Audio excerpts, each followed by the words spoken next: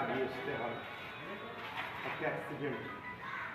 Actually আমি আব্বাস সিদ্দিকী এটা প্রথম থেকে, কিন্তু আজকে অতি সত্য কথা, হয়তো আমি রাজনীতির জগতে আসার আমার কোনো শখ বা ইচ্ছা ছিল না, কিন্তু এদের দুর্ব্যবহার, এদের যে মানুষের উপরে জুলুম অত্যাচার দেখে দেখে দেখে দেখে যখন দেখলাম এরা আমার ওপরেও অত্যাচার শুরু করলো, তখন আমার ভাবতে আরো সহজ হলো যারা মানুষকে কিভাবে জুলুম করছে। তাই তখন মানুষকে বাঁচাবার জন্যে আমি রাস্তাটা বেছে নিতে বাধ্য হলাম। বলছি, আপনি শওকত মোল্লাকে দেখে নেওয়ার কথা বলেছেন। শওকত মোল্লা আপনাকে বিভিন্ন সময় আটকে দিয়েছে। এখনো দেখা যাচ্ছে ক্যানিং পূর্বে ভোটের সময় আপনার কর্মীরা মার খাচ্ছে। সেদিন দুজনকে এমনভাবে পেটানো হয়েছে যে ছবিটা মানে তাদের বাড়ি থেকে পর্যন্ত বার করতে দেওয়া হয়নি, মানে জীবন তাড়াতে, বাড়ি থেকে তাদের বের হতে দেয়নি। ওই আপনি তো সেখানে গিয়ে ঝাঁপিয়ে পড়েননি। দেখুন, আমার দেখে নেওয়ার কথাটা ওই রকম না। গণতান্ত্রিক প্রক্রিয়ায় তোমার যে দুর্নীতি চলছে, যে রাজ ক্ষমতাকে নিয়ে তুমি অপপ্রচার করছো, রাজনীতি তো অনেক মহান কাজ, কিন্তু তুমি রাজনীতির পাওয়ার নিয়ে সন্ত্রাসী করছো, গুন্ডাগিরি করছো, মানুষের জুলুম করছো, আমার দেখে নেওয়া বলতে তোমাকে গণতান্ত্রিক প্রক্রিয়ায় ওই পথ থেকে আমি সরিয়ে দেবো, এটা আমার চ্যালেঞ্জ ছিল। আশা করছি মানুষ সেইভাবে স্বতঃস্ফূর্তভাবে ভোট দিয়েছে, আশা করছি তার ফল 2 তারিখে বুঝতে পারবে। দ্বিতীয় নম্বর কথা, এই যে সন্ত্রাসী করছে, গুন্ডাগিরি করছে, দেখুন এই সন্ত্রাসী গুন্ডাগিরির পিছনে সব থেকে বেশি মমতা ব্যানার্জি, অভিষেক এদের হাত রয়েছে। তাদের হাতে রাজ ক্ষমতা রয়েছে, আমার হাতে রাজ ক্ষমতা নেই। আমি একজন নাগরিক, তারাও নাগরিক, কিন্তু তাদের হাতে রাজ ক্ষমতা রয়েছে। এখনও তারা প্রশাসনকে নিজেদের দলদাস বানিয়ে ফেলেছে। সেই জায়গায় তারা যে অমানবিক কাজটা করছে, এই কাজ সারা পৃথিবী এবং সারা দেশ দেখছে, সারা রাজ্য দেখছে। অবশ্যই জালিমের পতন একদিন হবে। বলছি, আপনি যখন ইন্ডিয়ান সেকুলার ফ্রন্ট গঠন করেছিলেন, তো ভাবনাভূমিতে ইন্ডিয়ান সেকুলার ফ্রন্ট গঠন করেছিলেন, সেই ভাবনাটা আপনার কি? ইন্ডিয়ান সেকুলার ফ্রন্ট গঠন করার পিছনে কি কারণ ছিল? আপনি যেমন শিমুল সোরেন আপনার হচ্ছে প্রেসিডেন্ট, আপনি এই জায়গাটা এলেন কেন? অ্যাকচুয়ালি আমার যখন এই সব দিকে ভাবলাম একটা রাজনীতির প্ল্যাটফর্ম যখন তৈরি করবো, তখন আমার মূল মকসাদটাই হলো যারা অসহায়, লাঞ্ছিত, শোষিত, বঞ্চিত, যাদের উপর অত্যাচার হচ্ছে, জুলুম হচ্ছে, সেই সকল মানুষগুলোকে মূল স্রোতে টেনে নিয়ে আসা, তাদের অধিকারকে পাইয়ে দেওয়া। অধিকার নিতে গেলে তখন তাদের মধ্য থেকে কাউকে নেতৃত্ব দিতে হবে। তাই আমি দেখছি মুসলিম যেমন পিছিয়ে আছে, দলিত যেমন পিছিয়ে আছে, আদিবাসীরাও পিছিয়ে আছে। আদিবাসী সমাজের মধ্যে থেকে শিমুল সোরেন সাহেবের সঙ্গে আমাদের পরিচয়, এবং তিনি একজন মাস্টার সাহেব মানুষ, ভদ্র মানুষ, এবং খুবই গবেষণা করে থাকেন, রিসার্চ করে থাকেন, পণ্ডিত মানুষ। এই জন্য তেনাকে আমরা দলের প্রেসিডেন্ট করলাম, যাতে করে তার জ্ঞান গরিমা এবং তার সমাজের মানুষকে তিনি তুলে আনতে পারে, এবং আদিবাসী দলিত পিছিয়ে পড়া গরিব যে ঘরে, মুসলিম হোক আর যে কোনো ধর্মের হোক, তাদেরকে তুলে নিয়ে আসতে পারে, এই চিন্তা ভাবনা। বলছি, আপনি ধরুন বাম কংগ্রেসের সঙ্গে জোটে যাওয়ার আগে তৃণমূল কংগ্রেসের তরফ থেকে আপনার সঙ্গে তৃণমূল কংগ্রেসের তরফ থেকে আপনার কাছে প্রস্তাব দেওয়া হয়েছিল যে আপনি আমাদের জোটে আসুন। আপনি মমতা ব্যানার্জির সঙ্গে জোটে যাননি কেন? তাহলে তো আপনার এত লড়াই করতে হতো না, খুব সহজেই অনেক কিছু। যাক, এটা কে বলেছে আমি জানি না, এটা মিথ্যা প্রচার করছে, এরকম কোনো কথা আছে। কেন, আমরা প্রথমেই বলেছিলাম যে আমাদের লক্ষ্য একটাই, কারোর সঙ্গে দুশ্মনী করা নয়। যারা বঞ্চিত, শোষিত, লাঞ্ছিত, তাদের অধিকারকে পাইয়ে দেয়। নতুন করে কারোর করে বিশ্বাস করে সম্পূর্ণ ছেড়ে দেবো না, নিজেরা তার মধ্যে থাকবে থেকে। যেটা বাবা সাহেব আম্বেদকর বলেছে, ভাগিদারি, আদিবাসীর ভাগিদার, দলিতের ভাগ, মতুয়াদের ভাগ, হিন্দুদের ভাগ, মুসলিমের ভাগ। হিন্দু সমাজের মধ্যে লক্ষ নয় কোটি কোটি হিন্দু আজও গরিব আছে, তাই গরিব কোনো ভাগ দরকার। আমার বাবা হলো গরিব, যে তাদের ভাগ দরকার, তাদেরকে ভাগ দিতে হবে। সেই জায়গায় দিদিমণি যদি বলতেন, তাহলে আমি না বলতাম না। আমার সঙ্গে কারো বন্ধুত্ব নাই, কারো দুশ্মনী নাই, প্রথম থেকে বলে আসছি। কিন্তু ওই এই কথাটা যারা প্রচার করছে, এটা সম্পূর্ণ মিথ্যা কথা, বাজে কথা। হ্যাঁ, তিনি কিছু প্রস্তাব দিয়েছিলেন, সেটা সিট ছাড়া বাকি অনেক কিছু প্রস্তাব দিয়েছিলেন। তিনি ডাইরেক্ট আসেননি, তিনার পক্ষ থেকে। যাই হোক, তিনার পরের লেভেলেরই মানুষকে পাঠানো হয়েছিল, কথা বলা হয়েছিল। তাও আমার সঙ্গে ডাইরেক্ট নয়, একজনই আমার সঙ্গে ডাইরেক্ট এর মধ্যে কথা বলেছিল, বাকি নওশাদের সঙ্গে কথা বলেছিল। তা আমি যেটা বলতে চাইছি, এটা হচ্ছে একটা বাজে মিথ্যা কথা। তারা সৎ ইচ্ছা দেখায়নি, তারা সিটটাকে গ্রহণযোগ্য করতে চায় না। আরে পয়সা নিয়ে কী হবে, সিট দরকার। পাওয়ার না থাকলে অধিকারটা ছিনিয়ে আনবে কি বিধানসভা?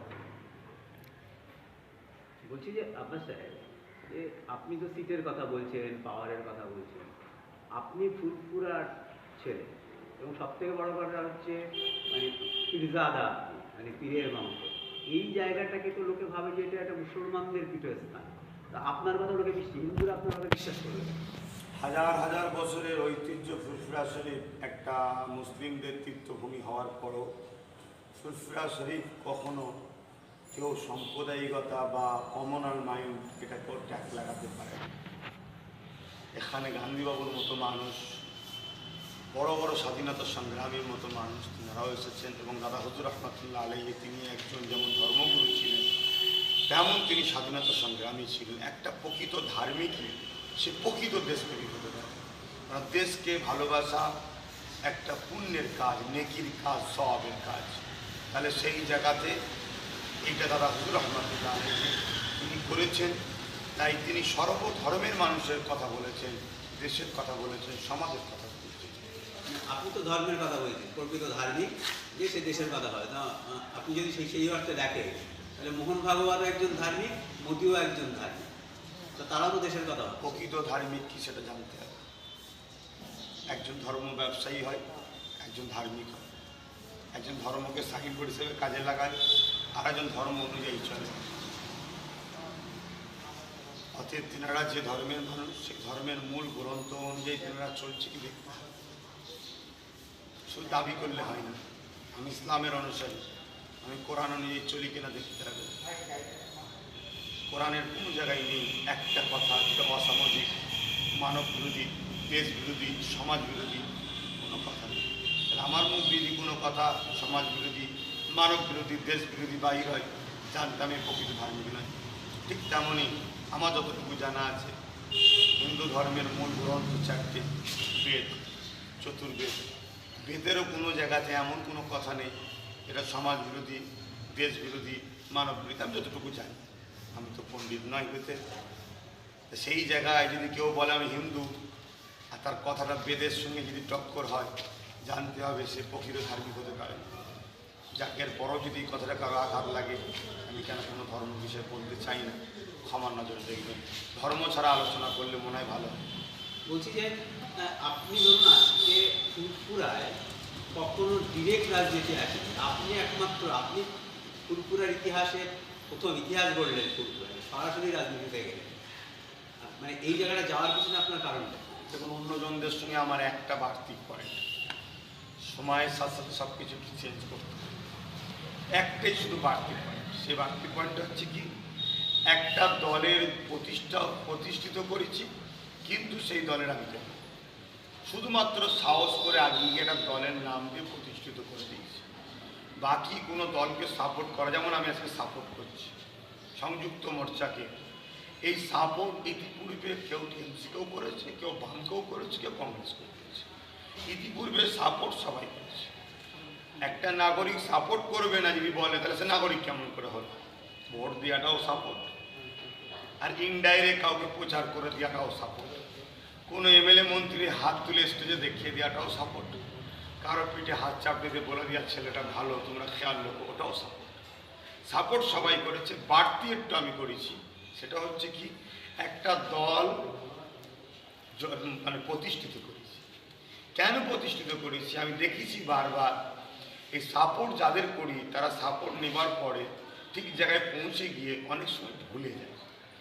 তাই তার সাথে একটা নিজের দলকে রেখে দিলে, ভুলে গেলে স্মরণ করাবার মতো যেন ক্ষমতাটা থাকে।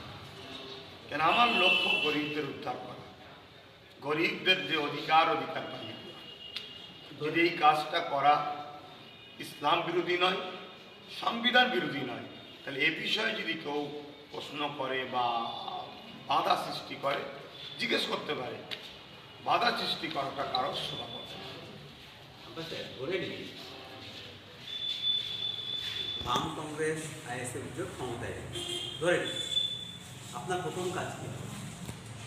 আমার প্রথম কাজ হচ্ছে বেকার যুবক যুবতীদের কর্মসংস্থানের ব্যবস্থা, বা কর্মসংস্থান বহু দিকে হয়। দ্বিতীয় নম্বর কাজ হলো শিক্ষাতে দ্রুত যারা পিছিয়ে আছে তাদেরকে আগে দেয়। না শিক্ষা না থাকলে কোনটা ভালো কোনটা মন্দ বুঝতে পারবে না। আজ যেমন মানুষ বুঝতে পারছে না কে আপন কে পর। আচ্ছা, ধরুন মমতা ব্যানার্জি আপনাকে বলছে আপনি ফুরফুরার চ্যাংড়া, তো এটা নিয়ে আপনি কোনো রকম রিয়াকশন দেন? মানে আপনাকে চ্যাংড়া বলছে, চ্যাংড়া শব্দটা তো অত্যন্ত বাজে শব্দ। মমতা ব্যানার্জি তো ডিরেক্ট বলছে ফুরফুরার এক চ্যাংড়া বিজেপির হয়ে কাজ করছে। আপনি কি সেই ধারণাতে বিশ্বাস করেন? দেখুন, সবচেয়ে বড় কথা, ব্যক্তি আক্রমণ করার তো আমার কোনো শখ নাই। শুধু চ্যাংড়া বললেও নেই, কথা ছিল চ্যাংড়ার থেকেও বড় কথা বলেছে শয়তান।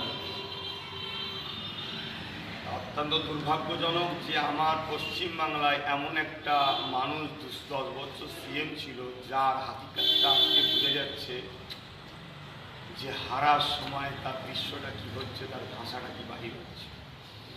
অতএব চাপে না পড়লে মানুষ চেনা যায় না। দ্বিতীয় নম্বর কথা, আমি ব্যক্তি আক্রমণ ওনাকে করবো না। উনি আমাকে যে বিজেপির সাথে আছে হ্যানত্যানটা বলছে, কিন্তু আমি জনগণকে বুঝিয়ে দিচ্ছি 1998 অটল বিহারী বাজপেয়ীর সঙ্গে উনি জোট করেছিলেন। 1999 বাংলাতে দুটো বিজেপিকে সিট দিয়েছিলেন। 1999 উনি বিজেপি সরকারের রেলমন্ত্রী ছিলেন। 2002 গুজরাটের দাঙ্গাতে যারা মায়ের পেট কেটে বাচ্চাকে বার করেছিল, এই সকল অমানবিক অমানুষগুলোকে উনি ফুলের তোহফা পাঠিয়েছিলেন। তারপরে আনন্দবাজার পত্রিকায় উনি খোদ নিজে বলেছে বিজেপিকে ফন্ডে এনে লড়ব। মণিপুরে কংগ্রেস জিতেছিল, বিজেপি হেরেছিল, 2টো সিট বিজেপির কম পড়েছিল। মমতা ব্যানার্জি 2টো সিট বিজেপিকে দিয়ে কংগ্রেসকে ফেলে দিয়ে বিজেপির সরকার করেছিল। এবং বিজেপির সঙ্গে প্রায় ওনার আঁতাত আছে। এবং ওনাকে যখন মিডিয়া প্রশ্ন করেছিল যে আপনি বিজেপির সঙ্গে জোট করছেন কেন, উনি তখন বলেছিলেন বিজেপি তো অছুত নয়। এবং পশ্চিমবাংলায় মোদি যখন আসে, ববি হাকিমকে দিয়ে ফুলের তোহফা এয়ারপোর্টে পাঠিয়েছে ফুল। এবং এনআরসি এনপিআর ব্যাপারে এত বড় একটা ড্রামা করেছিল, যখন মোদির সাথে গভর্নর হাউসে সম্ভবত মিটিংয়ে বসেছিল, তখন শালটা এইভাবে ঢাকা ছিল, এইভাবে শালটা ছিল। মিটিং করলো, মিটিংয়ে বাইর করে শালটা সরিয়ে দিল। এই জায়গায় একটা no NRC, no NPR, no cap লেখা ছিল। মোদির সামনে ঢাকা ছিল, বাইরের জনগণের সামনে খুলে দিল। এই যে ড্রামা, এই ড্রামাগুলো আমি ব্যক্তি আক্রমণ করছি, এটা সত্য। সেই সত্যগুলো মানুষের কাছে আমি তুলে ধরছি। মানুষ বুঝে নিয়েছে এই বাংলায় জোড়া ফুলই পদ্ম ফুলে পরিণত হচ্ছে। অর্থাৎ জোড়া ফুল হিসেবে চাষ হচ্ছে, আর বয়স জোড়া ফুল যত বয়স হচ্ছে আস্তে আস্তে আস্তে ডিজাইনটা পদ্ম ফুলে হচ্ছে। এই বাংলার মানুষ বুঝতে পেরেছে, এই বাংলার মানুষ আর জোড়া ফুল ফুটতে দেবে না। মানুষকে আমি এটা বলছি, দিদিমণি আমায় শয়তান বলেছে, চ্যাংড়া বলেছে, ফুরফুরা কেউ নয়, পাতাল ছেলে বলেছে, কাল সাপ নাকি বলেছে। কালকে হয়তো আমার মামা তুলে গাল দেয় কি তাও ডাউট হচ্ছে। অনেক মানুষ বলছে ওনার আস্তে আস্তে মেন্টাল সমস্যা হচ্ছে, আমারও ডাউট হচ্ছে। তাহলে এইভাবে তো বলা ঠিক নয়। তা সেই জায়গায় মানুষকে আমি এটাও বলছি যে পদ্মফুল যারা বন্ধ করতে চায়, অর্থাৎ যারা মানবতা প্রেমী মানুষ, যারা সম্প্রীতি চায়, ভ্রাতৃত্ব চায়, মিলবন্ধন চায়, কলকারখানা চায়, যারা রাজনীতিটাকে রাষ্ট্রসেবা, রাষ্ট্রবাসীর সেবা হিসেবে চায়, রাজনীতি ধর্ম সেবার নাম নয়।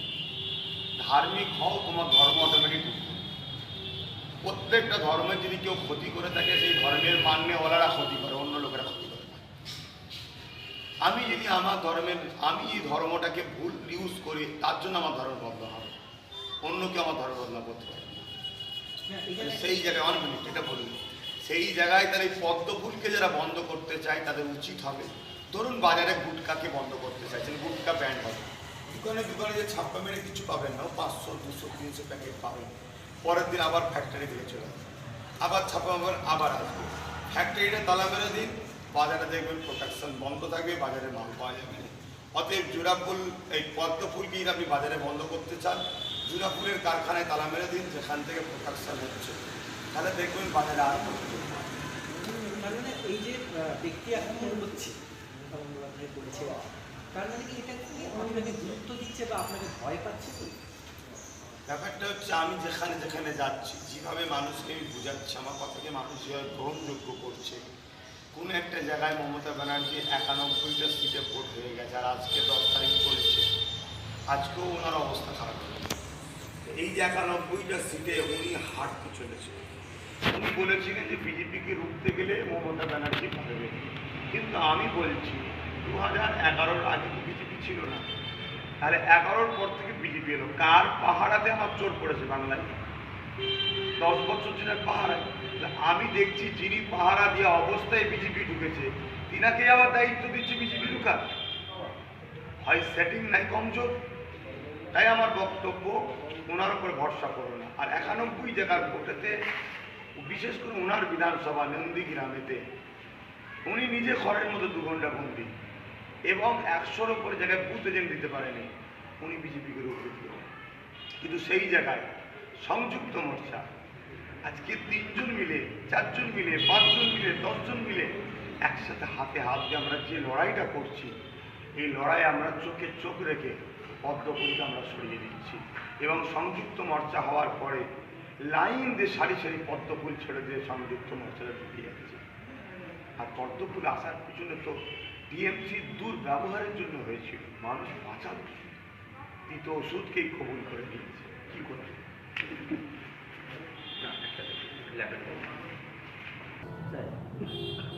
বলা হচ্ছে 34 বছরের বাম শাসনের পরে, বামেরা চলে যাওয়ার পরে, গত 10 বছরে বামেদের আর কোনো রকম টিকি পাওয়া যাচ্ছে না। আপনি কি সেই মরাগাঙে জোয়ার এনে দিলেন? মানে আপনাকে ধরেই কি বামেরা বাঁচলো? মানে এক সময় মুসলমানরাই হচ্ছে বামেদের ক্ষমতায় রেখেছিল। মানে যদি আপনি সেই অর্থে দেখেন, ম্যাক্সিমাম সংখ্যালঘু ভোট বামেদের দিকে পড়ছে। আপনি কি সেই মানে মরাগাঙে জোয়ার এনে দিলেন?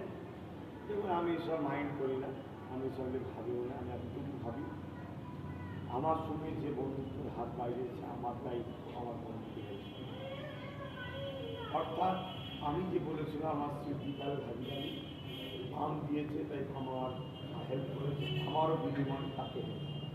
বাস এতটুকু ভাবি। কে মরেছিল, কে বেঁচেছিল, কার জোয়ার ছিল না, কার কাটা হয়েছিল, সব।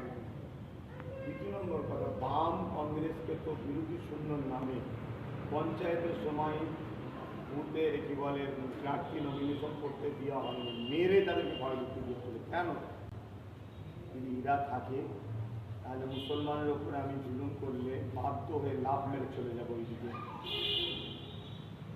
এদেরকে রাখা যাবে না। বিজেপিকে বিরোধী হিসাবে রাখো, তাহলে ফ্রিতে মুসলিম ভোটটা মাত্র করে থাকে। এটা মমতা ব্যানার্জির ড্রামা ছিল, বড় প্ল্যান করেছিল।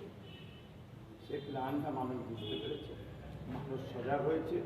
মানুষ ভাতা চাই না, মানুষ ভিক্ষা চাই না, মানুষ চাই দেশ যেটা দিয়েছে। আমি কোনো নেতার কাছে বিষয়, আমি আমার দেশের করতে চাই। আমার কাছে দেশ আগে, নেতা আগে।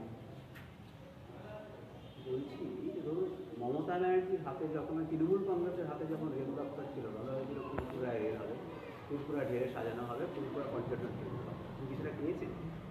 আপনারা মিডিয়ার মানুষ, আপনারা শুধু এই চোখ দিয়ে দেখেন না, আপনারা যে চোখ দিয়ে দেখেন ওই চোখটা আরও বেশি ভয়ঙ্কর চোখ।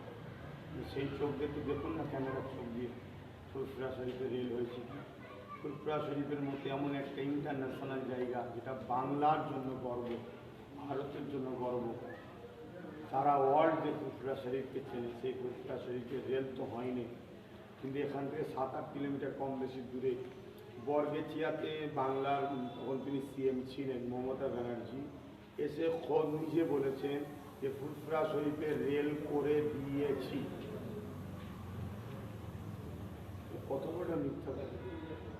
যে মানুষটা মিথ্যা কথা বলে, তার উপরে কী করে ভরসা করে ভোট দিয়ে আগামীতে যাওয়া যাচ্ছে মিথ্যা না? শুনুন, কয়েকটা লাইভ পোস্ট লাগানোর নাম উন্নয়ন নয়, কয়েকটা দেওয়ার নাম উন্নয়ন নয়। হসপিটালটা মরে যাচ্ছে, ধ্বংস হয়ে যাচ্ছে। আমি কবে থেকে চিৎকার করেছি হসপিটালটা বানিয়ে। আমি ছোট না, এই এলাকার হিন্দু, দলিত, আদিবাসী, সাঁওতাল সবাই মনে করে ফুরফুরা মানে মুসলিম না। ফুরফুরায় 20% হয়তো মুসলিম আছে, বাকি সবই অমুসলিম। কিন্তু আমরা কখনো হিন্দু মুসলিম দেখি না। তারা এত ভালোবাসে আমাদের ঘরে, তারা আমাদের কাছে আসে, সবসময় পড়ে থাকে। আমাদের সঙ্গে লেনদেন, উঠা বসা, কারবার, ব্যবসা বাণিজ্য, দেখা, গল্প, খেলাধুলা সব কিছু তাদের সাথে। কিন্তু একটা হসপিটালে কি মুসলমানের চিকিৎসা হয়? সবার চিকিৎসা হবে তো। মুসলিম বলে নয় তোমার ঘৃণা লাগতে পারে যে করবো না মুসলমানদের, দিদিমণি মনে হতে পারে। আরে মানুষের জন্য করুন না। হসপিটাল হলে কেন ছুটবে তারা অন্য জায়গায়? হসপিটালটা করলো না। ফুরফুরা শরীফের আবু বকর সিদ্দিক, তিনি একদিকে যেমন ধর্মগুরু, আবার বলছে তিনি স্বাধীনতা সংগ্রামী ছিলেন। নেতাজির সাথে, গান্ধীজির সাথে, আশফাকুল্লাহ সাহেবের সাথে, এনাদের সব সমকক্ষ মানুষ ছিল।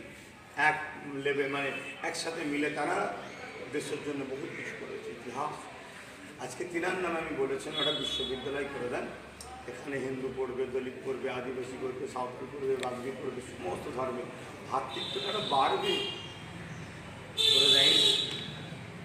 উপরন্ত যেগুলো দেবে বলেছিল সেগুলোও দেয়নি। বলছে পূর্বে নাকি উন্নয়ন পরিষদ আছে, উন্নয়ন পরিষদ অফিসটা খুঁজে আজকে বার করবেন, আজকে আপনি বার করবেন উন্নয়ন পরিষদ অফিসটা। সব ফেক কথা, সব দিচ্ছে, মানুষকে বোকা বানাচ্ছে। মমতা ব্যানার্জি বিজেপির সঙ্গে এজেন্ট নিয়েছে বাংলায় বিজেপিকে আনার জন্য। সেই জায়গাটা আমি রুখে দিচ্ছি। এই রুখে দেওয়াতে এখন আমাকে প্রচন্ড কিছু মানে আপনি টার্গেট মানে কি বলছেন? মানে আপনাকে বলা হচ্ছে যে আপনি নাকি দুর্নীতিও করেছেন, এই টার্গেট কথা রাখতে হচ্ছে। সত্যি কি এরকম কিছু আছে? না, আমার জানা মতে কিছু নেই। কেউ যদি মনে করে দুর্নীতি করে থাকে তাহলে ভারতে আইন ব্যবস্থা আছে তো। আমার তো কোনো নেতা মন্ত্রী নয় যে আইনের গলা টিপে রাখবার মতো আমার হাতে ক্ষমতা আছে। আমি জানি আইনের গলা টিপার কারো ক্ষমতা নেই, কিন্তু রুখছে তো। আজকাল তো দেখছি আইনের গলা টিপে ধরছে, আইনকে ফাঁকে তুলে রেখে দিচ্ছে, যে নিজের দাদাগিরি চলছে। আমি তো সেই ধরনের লোক নয় যে বাবা আমি আইনের গলা টিপে ধরে ফাঁকে ভরে রেখে দেবো। তাহলে আমার বিষয় ব্যবস্থা করছে না। এখন যদি কেউ বলে সেই নলেজ সিটির টাকা কোথাও, এই কথাটা তুলছে, নলেজ সিটির টাকা কোথা, নলেজ সিটির টাকা কোথা, যারা নলেজ সিটির টাকা দিয়ে তাদের ঘরে জিজ্ঞেস করবে কোথায়, তারা উত্তর দেবে। একটা জায়গার কাগজপত্র না হয় সেখানে আমি কাজ করতে পারি না। কাজ করতে গিয়েছিলাম, এই টিএমসির লোকেরা তারা জবরদস্তি করে বন্ধ করে দিয়েছে। কাগজপত্র সব কিছু দিকে তারা আমাকে ডিস্টার্ব করছে। সেখানে পুরো 50-60টা কিছু মানুষকে ভুল বুঝিয়ে পয়সা দিয়ে তাদেরকে নামিয়ে দিচ্ছে। আমি কি মারপিট করবো?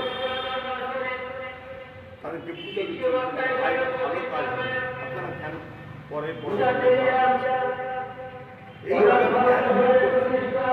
এটা করে দিয়ে তারা মনে করে দুর্নীতি করে দেওয়া, মানুষের টাকা নিয়ে নিয়েছে, হানিয়ে জানিয়ে যারা টাকা দিয়েছে তাদেরকে জিজ্ঞেস করুন তো মানুষের টাকা আমি খেয়ে নিয়েছি। দেখি চুজ করুন না। আচ্ছা, আমরা দেখতে পাচ্ছি আপনি মানে বামেদের মিটিংয়ে যতটা যাচ্ছেন, জনসভায় যতটা যাচ্ছেন, ততটা কিন্তু কংগ্রেসের জনসভায় আপনাকে দেখতে পাচ্ছি। মানে ভোট একবারে শেষ দিকে এসে গেল। আপনি কি মালদা, মুর্শিদাবাদ সব অঞ্চলগুলিতে প্রচারে যাবেন? অ্যাকচুয়ালি ব্যাপারটা হচ্ছে দক্ষিণবঙ্গে কংগ্রেসেরকে আমি সাপোর্ট করছি, কংগ্রেসের প্রোগ্রাম তো যাচ্ছি। আর দক্ষিণবঙ্গে কংগ্রেসের সিট একটু কম। অসিফদার প্রোগ্রামে দিয়েছিলাম, আব্দুল মান্নান সাহেব বলে ঝিউ দিয়েছিলাম। এবার এক এক জায়গায় কেমন হচ্ছে, অনেক কটা এমএলএ সেখানে চলে যাচ্ছে। বসিরহাটে গিয়েছিলাম, সেখানে কংগ্রেসের এমএলএ তো অত কালকে মানে বাদুরিয়াতে গেলাম আব্দুল সত্তার সাহেবের থেকে। এইভাবে যাচ্ছি যেখানে যেখানে পারছি। অ্যাকচুয়ালি ব্যাপারটা হচ্ছে প্রোগ্রামটা আমার অফিস থেকে আর আলিমুদ্দিন থেকে এই প্রোগ্রামটাকে সেদিন ঠিক করা হচ্ছে। আমি তো ব্যাপারটা জানি না প্রোগ্রামের, যেখানে যেখানে আমাকে বলে দিচ্ছি যে কালকে আপনার এই প্রোগ্রাম আছে, সেখানে চলে ব্যাস এই মানে এইটুকাই। বলছি যে আপনি আসার পরে বিজেপির কি বাড়তি সুবিধা হলো? মানে মুসলমান ভোটটাকে ভাগ হয়ে গেল, মুসলমান ভোটটা যদি তৃণমূলের দিকে চলে যায় তাহলে বিজেপির লাভ হয়ে যাবে। মানে এখন তো এবার পশ্চিমবাংলায় ভোট হচ্ছে ধর্মের ভিত্তিতে। আমি মনে করি না, চেষ্টা করেছিল, কিন্তু এখন মানুষ ধর্মের ভিত্তিতে ভোট করছে না, এখন মানুষ কর্মের ভিত্তিতে ভোট চাইছে। আর রাজনীতি ধর্মলি হয় না, আমি আবার বললাম রাজনীতি কর্মলি হয়। রাজনীতির সংজ্ঞা হলো সেরা নীতি, যে নীতি দ্বারা রাষ্ট্র রাষ্ট্রবাসীকে পরিচালনা করে। এটা আমি জানি না, অন্য কে কী জানে জানি না। তো সেই জায়গায় ব্রিগেড হওয়ার পর থেকে মানুষ যেভাবে অন্যদিকে চলে গিয়েছিল, তাই দেখুন মানে টিএমসি অত্যাচারে মানুষ বাঁচার জন্য জায়গা করছিল। তখন বাম কংগ্রেস নেই, মানুষ ভাবতে তখন বিজেপির কাছে আশ্রয় নিয়েছে, কিন্তু বিজেপির কাছে থাকতে পারছে না। বিজেপির যে আইডিওলজি চিন্তাধারা পুরো রবীন্দ্রনাথ ঠাকুরের বিরুদ্ধে। কাজী নজরুলের বিরুদ্ধে, ঈশ্বরচন্দ্র বিদ্যাসাগরের বিরুদ্ধে। ওনারা কি স্টাইলের মানুষ ছিল? তারা তো মহান সর্বধর্মের মানুষের কথা ভাবতো, মানুষের উন্নয়নের কথা ভাবতো, মানব প্রেমের কথা ভাবতো। এই তারা বাধ্য ওখানে গিয়েছিল। যখনই ব্যারিকেড প্রোগ্রামটা হলো, যেভাবে জন উচ্ছ্বাস হলো, তখন তারা ভাবলো যে আমরা বাঁচার একটা জায়গা পেয়ে গেছি। আবার সব বিজেপি থেকে করে চলে আসছে। এই বিজেপি থেকে যত চলে আসছে তত মমতা ব্যানার্জির সমস্যা। বিজেপি থেকে যত চলে আসছে তত মমতা ব্যানার্জির সমস্যা। বিজেপির কতটা সমস্যা হচ্ছে না, তাতে বেশি সমস্যা মমতা হচ্ছে। কারণ মমতা ব্যানার্জি যে বড় একটা অঙ্কের টাকা তার হাত থেকে ফসকে যাচ্ছে, কন্ট্রাক্ট ছিল বাংলায় বিজেপিকে নিতে পারলে এত লক্ষ হাজার কোটি টাকা পাবে, এই হবে বড় বড়, সেই জায়গা থেকে উনি বঞ্চিত হচ্ছে। উনি দেখুন বেশি খেপে যাচ্ছে। বিজেপির ঘর ভেঙে যাচ্ছে, উনি খেপে যাচ্ছে। বিজেপির ঘর ভেঙে যাচ্ছে, উনি খেপে যাচ্ছে। বিজেপি থেকে আমার হিন্দু মা বাবা চলে আসছে, দলিত মা বাবা চলে আসছে, আদিবাসী মা বাবা চলে আসছে।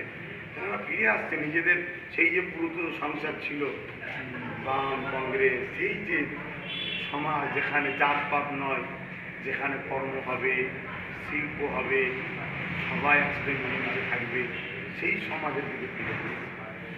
এদের দিদিমণির সমস্যাটা তো বেশি মনে হচ্ছে। চাপা সাহেব, আপনি কি মনে করেন যে সংখ্যালঘুদের উন্নয়ন পশ্চিমবাংলায় ঠিকঠাক হয়েছে গত 10 বছরে?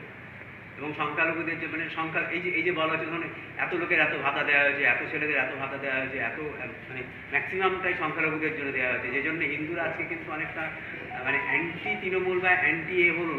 এটা হচ্ছে কিছুটা হচ্ছে যে মমতা ব্যানার্জি এই যে বলছে যে আমি সংখ্যালঘুদের জন্য এই দিয়েছি বা হিজাব করা, এটার জন্যই তো আজকে মানে হিন্দুরা খানিকটা বিজেপির দিকে ঝুঁকেছে। আপনি কি এটা মনে করেন যে সংখ্যালঘুদের ঠিকঠাক উন্নয়ন হয়েছে? দেখুন, হিন্দুরা বিজেপির দিকে ঝুঁকেছে আমি বলবো। লক্ষ লক্ষ মুসলমান বিজেপির চলে গেছিল। আপনি জানেন, আপনি মিডিয়ার মানুষ, আপনি সত্যি করে বলুন, জানেন না? আমি কথা কি ভুল বললাম? একটু সারা দেন, হ্যাঁ কি না? ঠিক। লক্ষ লক্ষ মুসলমান বিজেপিতে চলে গেছিল। কেন? শুধু শোষণের জন্য নয়, জুলুমের জন্য। গ্যাজার কেস, ঘর ভেঙে দেওয়া, রেপ কেস, ইটা কেস, সিটা কেস, মানুষ ব্যস্ত হয়ে গেছিল। দ্বিতীয় নম্বর কথা, দেখুন উন্নয়ন কাকে বলে? মানুষ উন্নয়নটা কি বোঝে জানি না। ভাতা দিবার না উন্নয়ন না, শিক্ষায় যখন আমার সমাজকে আগাবেন তখন যে উন্নয়ন। সমীক্ষা বলছে শিক্ষাতে পশ্চিমবাংলায় যারা 30%, তারা আদিবাসী দলিতদের থেকেও শিক্ষাতে পিছিয়ে, তারা হলো মুসলমান। আপনি শরীর থেকে একটা দেশ বা পশ্চিমবাংলা মনে করেন, এই শরীরে যদি 30% নষ্ট হয়ে যায়, 30%, এই রাজ্যটা বেকার, এই শরীরটা বেকার। 30% মুসলিম আজকে শিক্ষাতে আদিবাসী দলিতদের থেকেও পিছিয়ে। কার দয়াতে? 2,500 টাকা আপনি ভাতা দিচ্ছেন কজনকে? 3,000 জন। 3,000 জনের মধ্যে আর পাচ্ছে কত? 500 জন। তো অটোমেটিক বন্ধ হয়ে যাচ্ছে। ওপর থেকে যদি আছে বীজখানে কাটমানি হয়ে যাচ্ছে, হাঙররা হা করে খেয়ে ফেলছে। 500 ইমাম পাচ্ছে, তাও সন্দেহ। আর দ্বিতীয় নম্বর, কোনো ইমাম বলেছিল যে আমি খেতে পাচ্ছি না, দিদিমণি আপনি ভাতা দেন? আর দিদি আগে না দেশ আগে? দেশ বলেছে শিক্ষা দাও, দিদি বলছে ভাতা দাও। দেশ বলেছে ঘর দাও, দিদি বলছে ওদেরকে ভিক্ষা দাও। দেশ বলছে চাকরি, কি বলে, কর্মসংস্থান দাও, ও বলছে আমার কাছে হাত পাত। আরে আমার দেশের বিরুদ্ধে আপনি কেন গেলেন? অবশ্যই এই দূষণটা করে উন্নয়ন তো কিছু হয়নি। ঘুমটা দিয়ে এমনভাবে অ্যাড করেছে বড় বড় পোস্টারে, তাতে আমার কিছু ভাই, গায়ের ইসলাম মুসলিম মানে হিন্দু ভাইদের মধ্যে কিছু ভাই, তারা স্বাভাবিক মনের মধ্যে কষ্ট পেয়েছে যে মমতা মনে হচ্ছে খাতুন হয়ে গেল, শুধু ওদেরকেই দিচ্ছে। মানে এত অ্যাড করছে, ঘন ঘন প্রচার করছে, কোথা সেই রেড রোডে পালাচ্ছে, কোথা প্রোগ্রামে যে কলমা পড়া শুরু করছে। মানে এমন মুসলিম দূষণ করেছে যে আজকে মমতা মুসলমান না হিন্দু, ও নিজেই টেনশন করে। লাস্টে বলতে হচ্ছে আমি মমতা কি বন্ধ করতে ব্যানার্জি, মমতা ব্যানার্জি আমি ব্রাহ্মণ, এই সার্টিফিকেটটা আমাকে দিতে হচ্ছে আজকে প্রোগ্রামে গিয়ে। মানে এমনভাবে দূষণ করে ফেলেছে। আমরা দূষণ চাই না, আপনাকে দূষণ করতে হবে, আপনাকে ঘুমটা দিতে হবে না। আপনার যে কৃষ্টি কালচার, চাল চলন, আপনি আপনার স্টাইলে থাকুন। আপনি দেশের সিএম, আপনার কাছে দেশের নাগরিক হিসাবে আমরা চাই আমার যে অধিকারটা আপনি ভাগ করতে নেন। আপনি সমান বটোয়ারা করুন, আপনাকে এক দিতে হবে না। যে মুসলমান 99% দিয়েছি, কিন্তু আমি দেখছি আপনি দুটো চোখকে সমানভাবে না দেখে আপনি একটা চোখে শুধু গুণগান গেয়েছেন, কিন্তু এই চোখে ধুলো বালি ময়লা সব ফেলছেন, কিন্তু আর একটা চোখের গুণগান গাইলেন, কিন্তু চোখটাকে ভেতরে ভেতরে পরিষ্কার করছেন। কিন্তু আপনার এই গুণগানে এক শ্রেণীর বাহ্যিক যাদের, মানে এক শ্রেণী মানুষ আছে যাদের অতটা এডুকেশন নাই, তারা ভুল বুঝেছে। ভুল বুঝে ধরতে না পারার জন্য তারা হয়তো বিজেপিতে গেছে, কিন্তু বেশিরভাগ মানুষ বিজেপিতে গেছে যান বাঁচানোর জন্য, এর হাত থেকে বাঁচার জন্য। গুন্ডা, সন্ত্রাস, তোলাবাজ, সিন্ডিকেট, ডাকাত, খুনি, বোম দিয়ে, আলু দিয়ে, যা গুণ সব চোরগুলোকে দলের মধ্যে ঢুকতে দিয়েছে। কিন্তু যারা প্রকৃত টিএমসিকে জন্ম দিয়েছিল তারা ভালো লোক ছিল, তারা সব দল থেকে বাদ এই গুন্ডাদের ঢোকার জন্য। তারা যদি থাকতো মনে হয় মমতার দলটা তো খারাপ হতো না। একটা জিনিস জানার ইচ্ছা আছে, সেটা হচ্ছে 34 বছরের বাম আমলে বলা হয়েছিল, তারপরে সাচার কমিটি রিপোর্ট বলেছিল যে মুসলিমদের সেরকম উন্নয়ন আমাদের এখানে হয়নি। সেই জন্যেই সংখ্যাগরিষ্ঠ মুসলিমরা মমতা বন্দ্যোপাধ্যায়কে বিশ্বাস করে 2011-তে ভোট দিয়েছিল, এবং সিপিএম থেকে সমস্ত ভোটটাই, বামেদের সমস্ত প্রায় মুসলিম ভোটটাই মমতা বন্দ্যোপাধ্যায় দিকে গেছে। কিন্তু তারাও তো মানে বিদ্যায়িত, যেটা ভেবে ভোট দিয়েছিল সেটা পায় না। কিন্তু 34 বছরেও তো কোনো উন্নতি হয়, তাহলে আপনি হঠাৎ করে বামেদের সঙ্গে কেন গেলেন? এখন কি ইতিহাসটা আপনি ভুলে যাচ্ছেন বা মনে থাকছে না, নাকি এটাকে আবার রিফর্ম করা যায় তার জন্য? তিনটে কথা বলবো। প্রথম কথা, 2006 সাসার কমিটি রিপোর্ট, বামেদের পিরিয়ডে সংখ্যালঘু মুসলিমদের উন্নয়ন আমার মনে আছে। নাম্বার 2, বামেরা উন্নয়ন করেনি বলেই শাস্তি দিয়েছে, ফেলে দিয়েছে। কিন্তু দিদিমণি উন্নয়ন করবে বলেছিল, কিন্তু বামেরা উন্নয়ন করবে বলেছিল কি আমি জানি না, তখন আমি জন্মই হয়ে গেলাম বামে। তারপরও বামেদের পিরিয়ডে 4% মনে হয় চাকরি ছিল, দিদিমণির পিরিয়ডে ছিল 1%। তার মানে আরও কথা দিয়েছে যে উন্নয়ন করবো, কিন্তু আর